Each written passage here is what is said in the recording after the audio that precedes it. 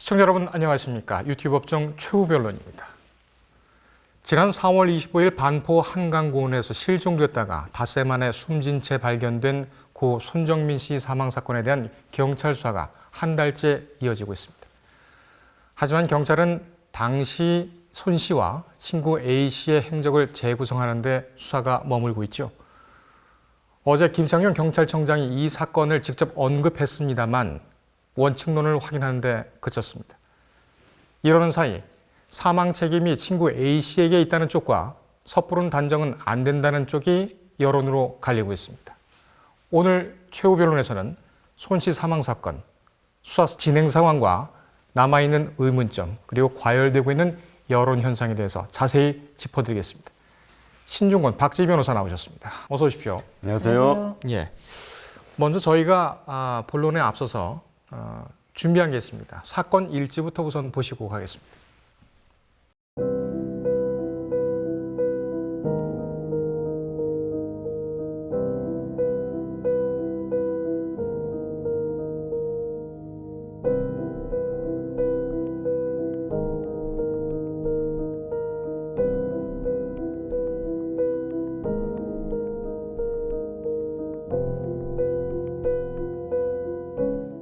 예, 지금까지 사건 일지를 보셨습니다. 우선 이 소식을 좀 알려드려야 되겠는데요. 오늘, 그러니까는 5월 18일입니다. 오후 4시 10분쯤에 서초경찰서에서 공지된 사항인데 4월 25일 4시 40분, 오전 4시 40분입니다. 그러니까 손 씨와 친구 A 씨가 서로 이제 떨어진 그런 상황이죠. 이게 소위 말하는 사라진 40분, 이때에 현장 인근에서 사건 현장 인근에서 낚시하던 일행 7명이 한 남성이 물속으로 들어가는 장면을 봤다라는 제보가 있다 해서 관련성을 확인 중이라는 경찰 서초경찰서 풀이 있었습니다. 목격자 7명 모두 조사했고 제보의 신빙성을 확인하기 위해서 직접 현장 조사까지 실시를 했다.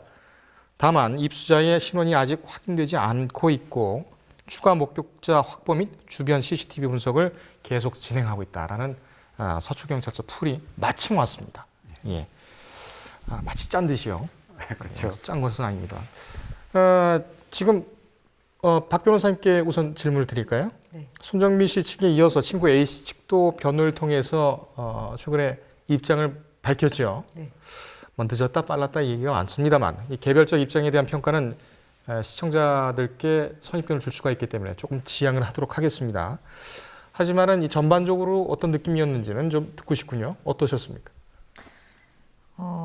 이제 손정민 친구의 첫 입장 자체가 숨기는 게 아니라 난 잘 모른다라는 거를 기본적인 베이스로 깔고 있고, 근데 뭐 그간에 이제 의문을 가졌던 거, 뭐 여러 가지 뭐 골든건을 봐주자는 대화의 내용의 의미가 무엇인지, A군과 고인이 마신 술의 양이 어떤지, 다른 친구가 있었는지, 뭐 왜 A군의 부모가 이후 A군의 휴대폰에 통화를 시도한 적이 없었는지 여러 가지에 대해서 계속적으로 이제 말을 하고 있는데 친구 A 씨의 태도에 대해서는 계속적으로 말이 많았습니다. 이게 참고인 신분인데 왜 변호사를 선임했는지, 그리고 뭐 왜 체면 수사를 하려고 했는데 왜 거부했는지 등 여러 가지 이제 문제점이 있는데 거기에 대해 속 시원하게 말한다기보다는 약간 면피용이다라는 생각이 듭니다. 그래요? 네.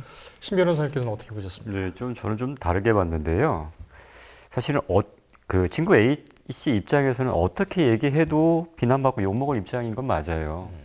근데 지금 아시다시피 지금 여론도 그렇고 굉장히 이제 소위 말하는 어떻게 보면 도를 좀 지나치게, 물론 당연히 당사자였던 뭐 손정민 씨 측의 가족 측에서는 당연히 제기할 수 있는 의문이고 뭐 감정적으로 나올 수 있는 부분은 충분히 그거는 이해할 수 있는 부분인데 지금 언론이나 아니면은 네티즌들 입장이 너무 과열돼 있고 오히려 그 가족들을 좀 부추기는 면이 있지 않나라는 생각이 들어서 그러다 보니까 인신공격성 아니면 뭐 신상털기가 지금 이루어지고 있지 않습니까?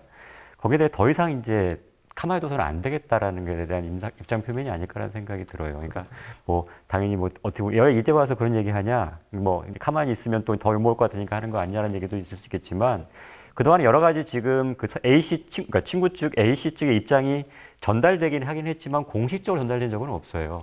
그러다 보니까 일방적으로 한쪽에 이제 여론이 이제 크다 보니까 그거에 믿고 안 믿고는 또 별개의 문제긴 하겠지만 나름대로 이제 우리의 입장을 한 번은 밝힐 때가 됐다 이제는. 그래서 아마 밝힌 게 아닌가라는 생각이 듭니다. 알겠습니다. 박 변호사님. 네. 그런데 이 손정민 씨 유족 측 반응이 바로 나왔어요. 주목되는 것 중 하나가 A 씨 가족들이 왜 일찍 손 씨 가족들에게 연락하지 않았느냐 이 부분이죠. 네. 양측은 이 부분에 대해서 서로 다른 주장을 하고 있는데 어떤 차이가 있고 변호사님은 어떻게 보고 계십니까? 예. A군의 변호사를 통해서 말한 거는 A군의 가족이 한강공원을 간 이유에 대해서는 이제 A군이 귀가하자 이미 일어난 상태였기 때문에 상태를 보기 위해서 A군의 상태를 확인하기 위해서 방으로 갔더니 만취 상태로 대화가 어려웠다. 그리고 이제 A군의 아버지가 뭐 그러면 고인은 잘 돌아갔냐 물어봤더니 모르겠다라고 대답을 해서 친구인 손 씨가 여전히 한강공원에 자고 있을 가능성이 높기 때문에 그 찾으러 갔다. 그리고 그 A군의 아버지와 고인의 부모님은 서로 친분이 없었고 A군의 어머니와 고인의 어머니는 친분이 있긴 하였으나 너무 이른 새벽이라 전화하기 어려웠기 때문에 만나러 간 것이 본인들이 직접 찾으러 갔다. 그 위치를 설명하기 어렵기 때문에 간 것이다. 그리고 별일도 아닌데 새벽부터 전화를 하면 너무 놀라게 해드리지 않을까, 결례가 되지 않을까라고 생각해서 직접 한강공원에 찾아가서 고인을 깨우기로 했다라고 얘기를 했습니다. 그런데 이제 손 씨 아버지는 이제 언론을 통해서 말한 입장에서는 우리 그 손 씨 어머니와 A군의 어머니는 학부모로서 자주 연락하던 사이였고 만나기도 했기 때문에 전화번호도 충분히 있었고 근데 이제 얘기를 안 한 부분 좀 이상하다라고 했었죠. 이제 그리고 저도 이상하다고 생각하는 부분이 이 부분이 이제 실종이든 어떻든 부모님 찾으러 갈 정도면 이 4시 반에 넘어서 와서 1시간 만에 다시 아이를 몸도 못 가누는 아이를 데리고 다시 나갈 정도면 위급하다는 사인이잖아요. 위급한데 왜 부모한테 직접 알리지 않았는지.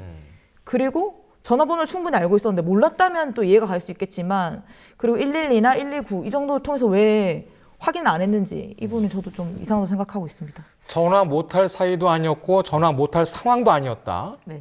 이런 상황이었는데 신 변호사님? 저는 좀 약간 다르게 보는데요. 예. 그러니까 나중에 밝혀진 사실로 봤을 때 얘가 실종된 상태였잖아요, 그 당시에. 네네. 근데 그거를 모르는 상태라면 얘가 혼자서 같이 친구랑 술 먹다가 혼자만 들어왔어요. 친구가 그래서 어떻게 했냐고 했더니 모르겠다는 거예요. 그렇죠. 그럼 분명히 거기 가족들 입장에서는 아유 이놈이 술 취해가지고 그냥 친구가 거기서 누워져 있는데 그냥 혼자 왔구나. 근데 어디에 있는지를 알려면 결국은 그 아들을 데리고 갈 수밖에 없어요. 위치를 확인해야 되니까. 예. 그래서 어디쯤인지를 확인해서 아들을 데리고 갔던 거고. 그래서 당장은 그러니까 빨리 깨워서 애를 더 보내야지. 왜냐하면 우리 아들만 먼저 들어왔다고 하면 좀 미안하잖아요. 그렇죠. 가족 입장에서. 왜 같이 친구 마셨는데 너만 혼자 들어왔냐라고 할까 봐. 그래서 빨리 가서 친구를 찾아서 집으로 보내겠다는 생각이 강했기 때문에 그때는 알리지 않았던 거죠. 근데 찾아보니까 실제로 없는 거예요. 예. 좀 문제가 생기겠구나. 그때서야 이제 알리게 됐던 거죠. 거고. 그러니까 나중에 확인된 사실로 만약에 추론하게 되다 보니까 이게 다 의심스럽게 보일 수는 있어요. 근데 만약에 그 당시에 그런 거를 잘 인식을 못했던 상황이라면 제가 이게 특별히 A군을 편들려는 건 아니고 그렇게 설명할 수도 있지 않을까라는 생각이 든다는 거죠. 예. 지금 수사 중이기 때문에 아무것도 모르는 예, 상황이죠. 예. 근데 그 동영상을 보면 그 이제 찍힌 동영상이 나왔잖아요. 그 가족들이 나와서 예. 찾는 그 동영상. 동영상을 보면 시선이 이렇게 사람을 찾는 게 아니라 위로 향하는 게 많이 찍혔거든요. 예. 그래서 이제 그걸 가지고 뭐 CCTV 위치를 찾는 거다. 그런 말도 있고 이제 이제 음모론으로는 뭐 우산을 쓴 남자가 뒤에 따라다니는데 날씨가 비가 온 날씨도 아닌데 왜 검은 우산을 쓰고 다니냐. 뭐 이런 것도 있죠. 음모론으로는. 그래서 그 사람 도대체 누구냐. 뭔가 찾는 것 같다. 그리고 이제 뭐 목격한 그 사람이 있었는데 이렇게 멀쩡하게 입은 사람이 쓰레기통을 뒤졌다라는 말도 있었거든요. 그래서 왜 저런 거 쓰레기통을 뒤지지 해서 그 커플이 목격을 했다 이런 말도 있는데 예. 그래서 그러니까 여러 가지가 지금 조금 문제가 뭐냐면 확인되지 않은 거짓 뉴스가 너무 많아요. 예. 그러니까 이게 사실은 경찰이 확보했던 증거들이 다 공개할 수도 없고 공개되지도 않은 상황이기 때문에 뭐뭐 카더라라는 것들로 인해서 그걸 갖고 이제 추론을 한단 말이에요. 그러다 보니까 사실은 기반 팩트 자체가 나와야 그 위에서 이제 추론이 가능한 건데 그 자체가 팩트 자체가 이제 맞는지 안 맞는지 확인이 안 되는 상태이기 때문에 어떤 추론도 굉장히 위험할 수 있어요. 그래서 지금 그런 것들은 어차피 지금 이 시간에 논의해며 해봤자 또 그런 거에 대한 이제 찬반만 이제 부추기는 것밖에는 안 될 것 같고, 그래서 이게 그 문제는 조금 서로가 약간 좀 자제하는 게 어떨까라는 게 제 개인적인 생각이에요. 그 부분은 알겠습니다. 경찰이 확실하게 밝혀서 발표할 때까지는 예, 그 부분에 대해서는 섣부른 억측은 조금 자제할 필요가 있지 않나 생각이 듭니다. 알겠습니다. 신 변호사님, 예. 그런데 양측 주장에서 또 다르게 지금 팽팽하게 맞서고 있는 것이 휴대폰에 관한 문제입니다. 근데 휴대폰에 관한 문제인데 제가 손정민 씨의 그 휴대폰을 갑자기 구하지 못해서 그냥 즉흥적으로 지금 우리 PD 휴대폰하고는 제 갤럭시 폰입니다.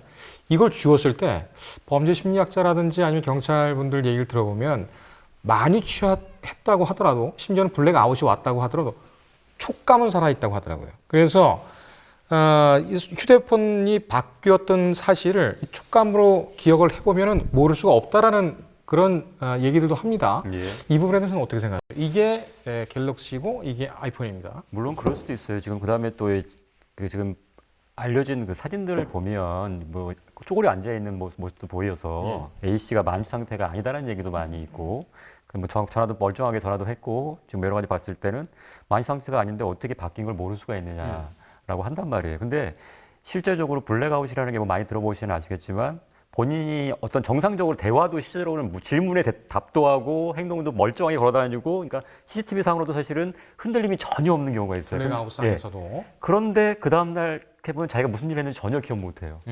그러니까 제가 성범죄를 많이 하다 보면 이 부분이 좀 많이 문제가 돼서 실제로 그거에 따라서 무죄가 되는 경우도 있고 유죄가 되는 경우도 있거든요. 그러니까 물론 지금 말씀하신 것처럼 어느 정도 만취 상태라도 촉감에 의해서 할 수 있겠지만 그게 정도를 넘어선다 그러면 본인이 아마 핸드폰을 잡았던 것 자체를 기억 못할 수도 있어요. 아, 그래요? 예. 이 촉감의 문제가 아니라 아예 내가 여기 집에 어떻게 왔는지도 기억 못할 수 있는 거고, 정상적으로 다 왔는데도 불구하고. 예. 그다음에 대화도 엄마랑 예를 들면 엄마 아버지랑 다 얘기도 했어요. 어떻게 얘기까지. 근데 다녀오는데 기억이 하나도 안 나. 이런 경우가 충분히 있을 수 있어요. 그래서 법적으로 사실 이런 게 인정이 되기도 하고요.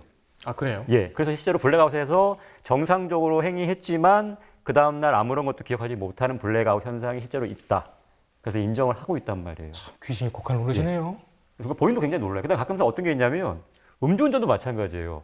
제일 위험한 게 뭐냐면 자기가 운전한 자체를 기억 못해요. 왔는데 그냥 집에 있고 차도 주차장에 있어요. 근데 자기 운전한 거 기억 못해요. 가장 위험한 단계예요. 그러니까 차라리 내가 술 취해서 아예 나 괜찮아 운전해도 돼라고 해서 운전해 왔으면 차라리 나은데 예. 운전한 사실 자체를 기억을 못해요. 이 정도로 위험한 건데 그렇게 블랙아웃이 되는데, 그러니까 정상적으로 운전을 해왔다는 거잖아요. 시험도 다 보고 해왔다는 거예요. 기억 못한단 말이에요. 그러니까 뭐 물론 대부분 그 정도까지 이루어지지 않은 경우라면 충분히 촉각에 의해서 가장 발달한 촉각에 의해서 물론 구별할 수 있긴 하겠지만, 만약 그 단계에서 넘어섰다 그러면 그걸 구별하지 못할 뿐만 아니라 아예 잡았다는 것 자체를 기억 못할 수도 있기 때문에 그것만 가지고, 물론 그것도 약간 이상해 보이긴 하지만 그것만 가지고 이게 이 사람이 뭐 살인자다 아니다라고 판단하기에는 좀 어렵지 않나라는 생각이 듭니다. 혐의점을 지금 얘기하기는 굉장히 조심스러운 그렇죠. 거죠.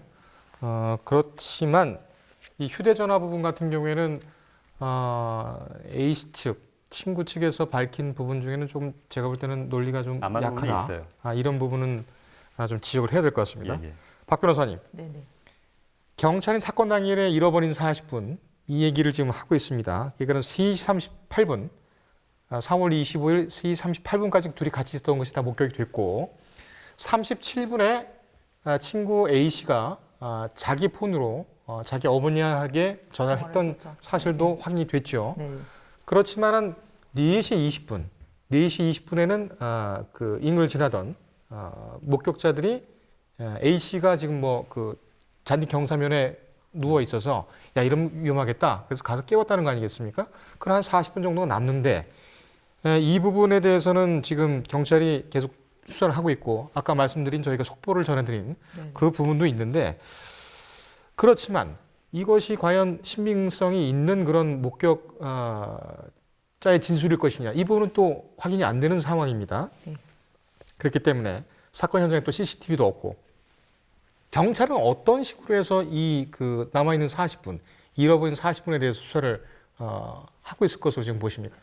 경찰에서는 계속적으로 너무 많은 이런 것들이 나오니까 수사에 혼선이 있다 이렇게 얘기도 하고 있는데, 그러니까 그 말고도 왜 CCTV 영상에 왜 그 뛰어가고 하는 그 물보라치고 하는 영상도 네. 되게 유튜브에서 많이 조회수도 높고 그런 거 확인도 됐었는데 저도 그 영상을 봤었고 한데 목격자 시간 자체가 좀 어둠이 있고 보통 그 한강에서 놀아도 한 3시, 4시까지 노는 사람이 많이 없기 때문에 사실 그때에는 사람이 많이 이렇게 봤을 가능성이 좀 낮을 것으로 생각이 됩니다.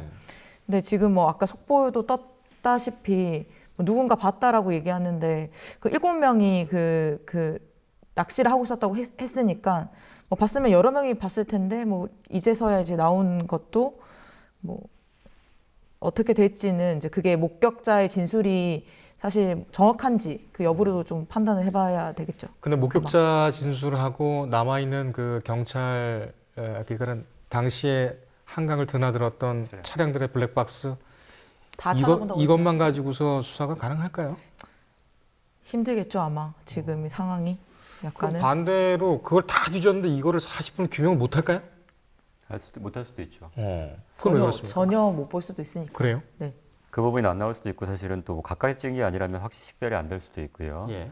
그래서 사실 이 사건은 아직까지 그래서 내사 단계인 겁니다. 그러니까 지금은 입건이 돼서 누가 피의자 특정이 된 것도 아니고요. 그렇죠. 그러니까 이게 사고인지 사건인지 아직 확인이 안 된 거예요.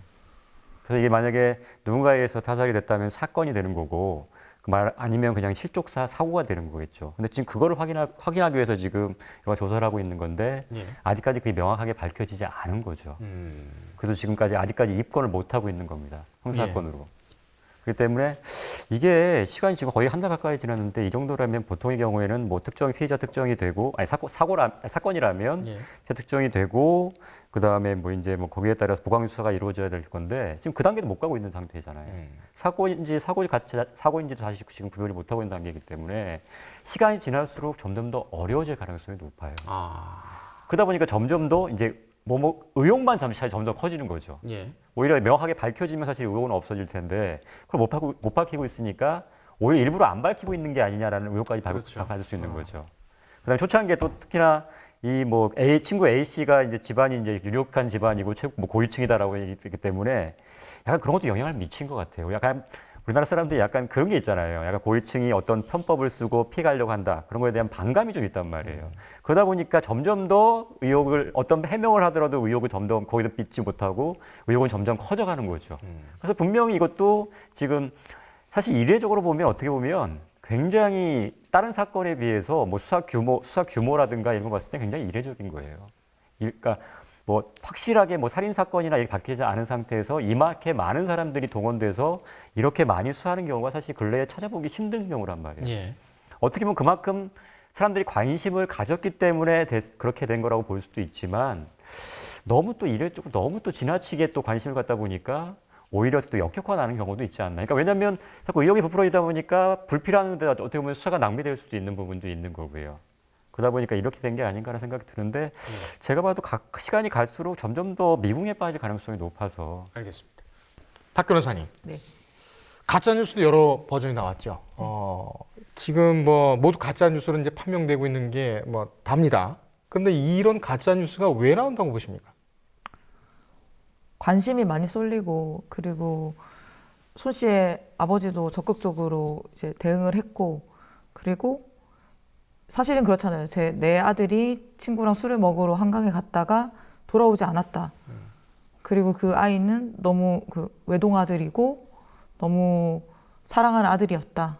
그리고 이제 사진을 찍은 사람들도 있고 목격자 사진을 만취해가지고 한 사진 쪼그려가지고 앉아있는 사진 찍은 사람들도 있고 되게 많이 보고 있었던 거죠.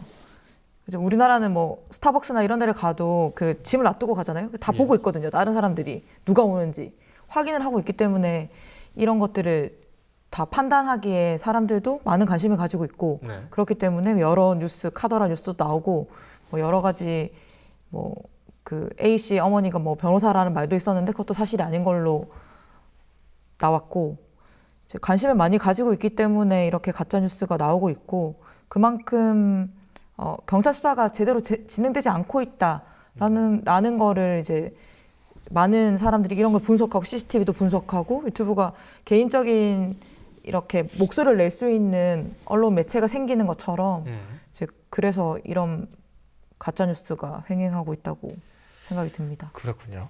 심 변호사님께도 예. 같은 질문을 좀 드려볼까요?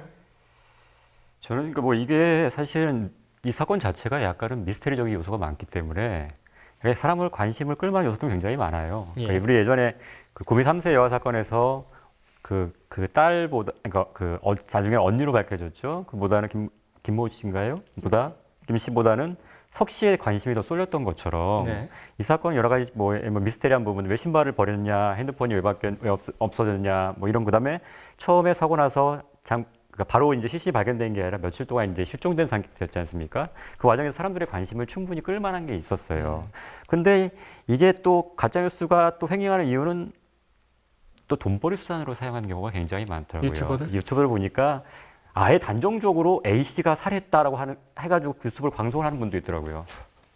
아예 나중에 이게 법적인 문제까지 될 수 있을 거라고 생각이 드는데 그러니까 조회수가 굉장히 높아요. 그러니까 이렇게 그게 자체가 이제 어떻게 보면 자기의 돈벌이 수단이 되니까 점점 더 선정적이고 그런 뉴스들을 계속해서 만들어내는 거죠. 그러니까 단순히 이게 뭐 물론 아까 말씀드렸듯이 뭐 미스테리 요소가 있지만 그걸 좀 더 부추기는 게 어떻게 보면 이제 개인 방송이라든가 언론 쪽이 아닌가라는 생각이 들어서 요거는 조금 사건을 좀 짠 쪽으로 자꾸 이끌어가는 것 같은 생각이 들어서 좀 안타깝다는 생각이 듭니다. 예. 같은 맥락에서 지금 말씀하신 것처럼 예. 친구 A 씨가 혐의자다. 예. 뭐 피의자다. 예. 이렇게 지목하는 그런 여론들이 많이 있지 않습니까? 예, 주장들도 많이 있고.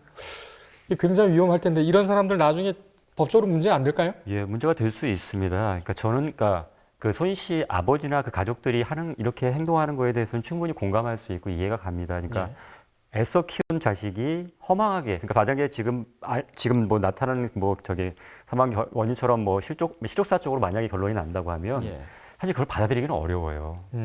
그렇지 않습니까? 얼마나 그러니까 애써 키웠는데 그냥 술 먹고 발을 엎드려가지고 사망했다. 가족 입장에서는 그 결론을 받아들일 수가 없는 겁니다. 네. 그렇기 때문에 설사 그런 쪽으로 계속해서 뭐 증거가 밝혀지고 언론 하더라도 가족 입장에서는 그걸 받아들일 수 없기 때문에 누군가 그거를 다른 쪽으로 설명할 수 있는 게 필요한 거예요. 그래야 납득할 수 있거든요. 이거는 누군가가 예를 했다. 나중에 되면 뭐 비난할 수도 있고 아니면 책임을 돌릴 수도 있긴 하겠지만 하여튼 지금 밝혀진 뭐 실족사로는 도저히 납득할 수가 없기 때문에 가족 입장에 충분히 그럴 수 있어요. 그다음에 실제로 뭐 살인 사건일 수도 있는 거고요. 뭐 그건 당연히 그런데 문제는 그걸 옆에서 이제 부채질하는 사람들인 거죠. 예. 지금 마치 아까 좀 전에 말씀드렸듯이 어느 유튜브 같은 경우는 A 씨가 살인자다. 아예 단정적으로 얘기를 하고 있단 말이에요.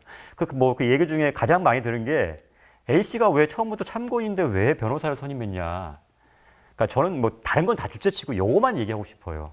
그러니까 지금 현재 수사기관이 조사하는 행태를 보면 참고인과 피의자는 아무런 뭐 구별이 없어요. 그렇죠. 그러니까 참고인으로 했다 그날 가서 바로 조사하다가 부인하면 그냥 피의자를 입건하고 심한 경우엔 긴급 체포까지 한단 말이에요. 그러니까 이 사람이 왜 참고인인데 왜 가서 변호사 선임했냐.